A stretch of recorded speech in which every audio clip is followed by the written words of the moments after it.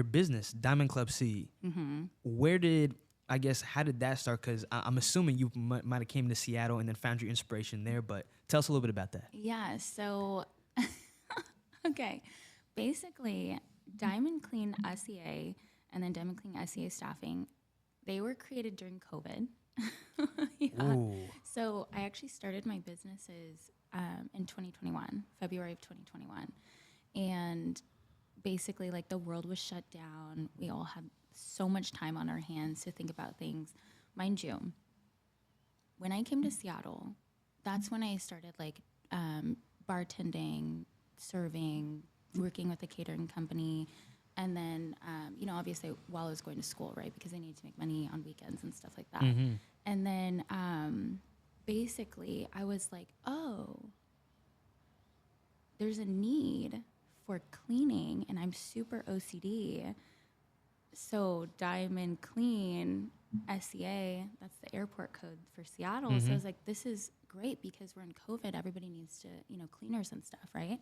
And then I was like, what else am I good at? Well, I'm good at, like, bartending, serving, like, brand ambassador, because these are all roles that I've personally done. Right. So I was like, oh, well, why don't I just create, like, another layer to this business and like, the staffing side? And it took off. Like, it just blew up. And I was like, oh, okay. Like, I guess this is my path now. Which is really interesting because I personally never thought that I would be a business owner. Like, Really? Yeah. So You seem like a business owner. now I've had to learn and grow and pivot. But growing up, I was always the one where I wanted to be a lawyer. So I actually went to school to be a lawyer. At UW, I studied law. So Wow. I was actually studying for my LSAT when I created my business. And the thing about it was I was like, oh, I'm not going to pay $56,000 a year to go sit on a computer because the world is shut down to be an attorney, right? So let me just wait and kind of like, I went more corporate. I worked, I worked for a law firm for a little bit. So I did like a legal assistant and stuff like that. And then I worked as a personal assistant to a CEO in Bellevue. Wow. And So then you must have really great connections. I think that's part of the reason why my business grew so much. But I started as I was like studying for the LSAT and the world was kind of shut down, and you could work from home, doing administrative stuff, right? I started working for these bigger companies, and like the last company I worked for was like Sonobello, right? So I did some stuff with them. All I was kind of like, there's a need for this cleaning, and let me just try this out, right? Let me just like do the documents and see what happens.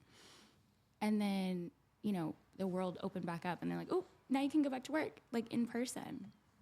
So I went back to work in person at Sonobello, and then all of a sudden, my cleaning company just was like busy. And we specialized in Airbnbs. And like, if you know Airbnbs, like the turning windows between 11 and 3, and I'm at work, right? Yeah. So I was like, I got this business that's doing really well on the cleaning side, right? Because people were still like, COVID-y. Oh, yeah. For like events. 6 and stuff. feet. Right, Yeah, right. all that. But the cleaning really like held it down because it's like, oh, people are very particular now about cleaning, and I'm super OCD, so it's perfect. And the girls that I had hired in the beginning to kind of like do the Airbnbs and stuff, they just were not like, they were not the type of girls that I think were dialed in enough for this type of work. So I was like, let me just take a leap, right? Boom. Quit my 9 to 5, went all in on my business, and I've just been doing it ever since. I think I quit my 9 to 5 August of 2021. And Wow. I have just been like, one, being like owner operator for the first like year and a half, 2 years. And then last year really was when I was able to find a really, really good team, both on my cleaning and staffing side, to where I don't have to be at every event, nor do I have to work every event. And now I can just like watch and like see the magic happen, Yeah. which is really cool. Yeah. So I mean, that's incredible. I mean, you built an empire. You were a successful and especially the financial kind of independence and kind of freedom and just being able to like get away from that 9 to 5. Because I mean, a lot of people don't want to work their 9 to 5 for 40 years. You know, they're like, hey man, I kind of want some freedom eventually, but they just don't know where to start or even how to find that passion or that why. You know? But I feel like I didn't just like kamikaze quit my 9 to 5. Like, let's be clear. I didn't just like on a whim quit it, right?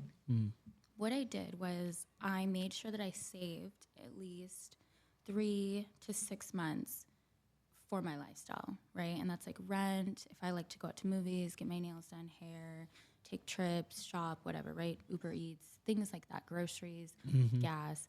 So I saved up between 3 to 6 months to where my lifestyle would not change. Now, of course, I did change my lifestyle. I scaled it back. I was not going out to eat all the time. I was not traveling, nor was I like getting my nails and hair done and all of this stuff, all the extras. But I was able to have this like fund essentially that I self-created and saved to start my business. So I felt comfortable taking that risk and quitting my 9 to 5. So I would always like, if people want to pivot, which I think there comes a time when your business starts doing well and you see like, oh, I could either go all in and it will do really well, or I'm just gonna like stay here because my 9 to 5 is security. You are going into an unsecure world with entrepreneurship. Oh yeah. But if you save and you plan, I think you do well, you know? And then you just have to believe in yourself, I think. So for me, no one can talk about my business and like believe in my business as much as I can, right? So for me, I think the reason why I was able to get so many like clients and people and like do well just so quickly is because I'm passionate about it. Like I really care about the cleaning, and I also really care about the staffing, and like my clients can see that, you know? And then if I'm bought in, they're bought in. Then they're going to be bought in, Whereas if you half do it, it's like, are you even certain of your own business? They can sense it. People can sense fakeness in that 100%. And I mean, it kind of reminds me of that saying that says like, you got to be your best customer. Yeah. You know, like, you know, for example, for me on this podcast, it's like, if I'm not listening to my podcast, if I'm not bought in with my podcast, then people would see it and be like, are you really enjoying what you're doing? But, you know, I think even me, myself, I've surprised myself too with like how passionate I am to just talk with people like this. But that's really impressive. And that 3 to 6 months, I've been doing I just got out of college in June. And I've been doing a lot of research for like financial advice from people, and people have been saying like have an emergency fund, have that 3 to 6 months of expenses for, you know, for anything that might happen. So. It's super important. And I think like a lot of people live like paycheck to paycheck and day to day, and just like they don't plan and structure their finances.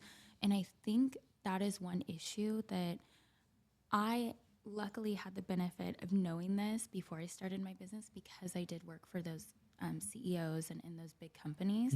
So I got to see it firsthand and like be in the meetings where they structured stuff.